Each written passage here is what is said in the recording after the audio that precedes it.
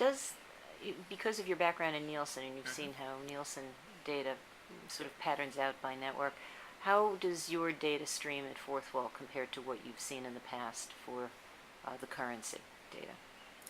Well, Nielsen data from the meters is very good data, and there's I don't think there's any question about that. That it's really good, very well collected data.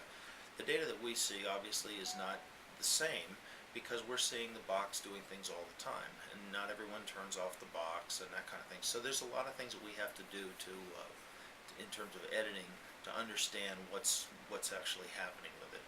So the first thing is that we collect everything the box is doing very, very accurately. That's first and foremost. And then what we do from there is we apply our own set of edit rules to make sure that the data is clean, to make sure that it's consistent, and to make sure that it's something that can be used for anyone who wants to apply their own set of rules on top of that. So we provide the cleanest set of set-top box data anywhere. Our clients are very thrilled with the quality of the data that we're providing. We do apply our own edits. We do apply, like I say, edits to make sure that it's clean, but we also do apply those set on, set off rules that we were talking about a few moments ago.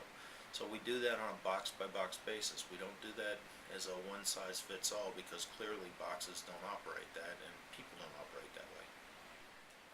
So the business of massive data, Right. where do you see it in the media landscape? Is it going to be a measurement service? Is it going to be for addressable advertising? Where do you see its main role, and what are the plans?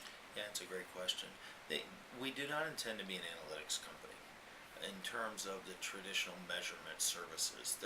There are companies out there that are doing that just fine, and it's kind of a crowded space, and we don't really see a place to play in that space.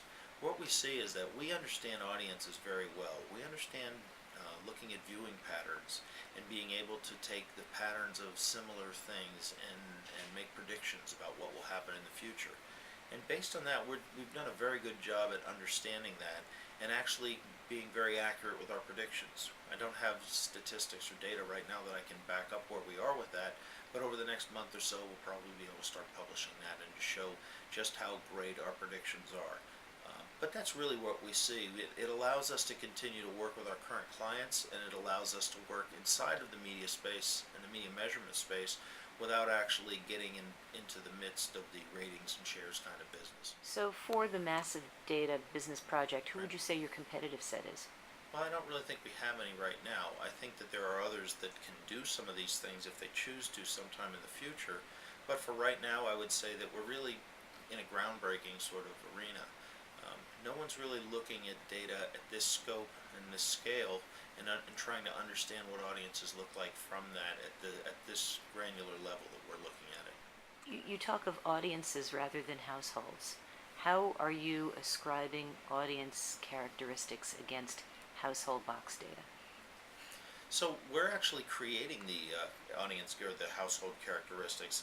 I am kind of using that interchangeably or talking about audiences, but at the end of the day, we're able to take all of the set-top box in a single household and tie them together into that one household and to be able to pull data and information for that particular household.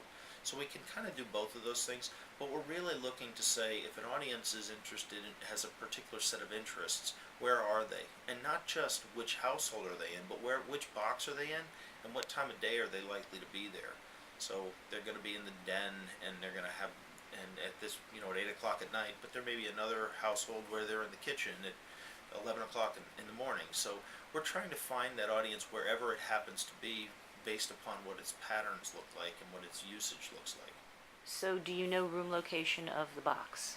No, we know how many are in the household, but we don't really know that. What we are able to determine from the patterns is we can get a sense for what's the primary set, and then based upon certain patterns, we can make some pretty good predictions as to where the rest of the boxes are in the household. And are these boxes all located in primary residences? Are there any out of home, any second or vacation home that you would know of? Second and vacation home, yes.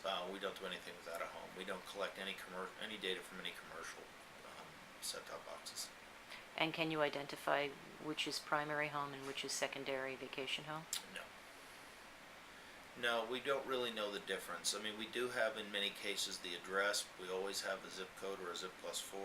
So we can make some predictions based upon those things, but we don't really necessarily know. I mean, you could have two homes in the same zip code or the same zip plus 4, and one's a secondary and one's a primary, so we don't really know that. Do you have trick play data? So we have DVR data from some systems today, and we're in the process of getting it across our entire Motorola footprint first and then into Cisco. So we have some, we continue to expand that. It's probably in about 600,000 to 800,000 households today, and it will continue, like I say, to grow over time, and eventually we'll get it across the entire footprint. Can you release data on behavior, on DVR behavior Yes, at we this can. point? Yes, we can. We haven't done anything with that because we haven't had enough of it until just recently, but we'll continue to apply the same technologies we're doing to linear to DVR data as well. What is your privacy policy? So, with every one of our MSOs, any data that we collect, we adhere to the Cable Act and the Telecommunications Act. We do everything within the bounds of that. In most of our systems, we don't even collect any kind of data that would be considered PII. The most granular information we have would be a set-top identifier, which isn't really PII, and we also have a zip code or a zip plus 4. So nothing more granular than that. And as we go forward, nothing it really will make it into the products that would be considered PII. We're deducing a lot of the information to predict the audiences based upon what they're doing. So there's really nothing that has any kind of privacy implications in what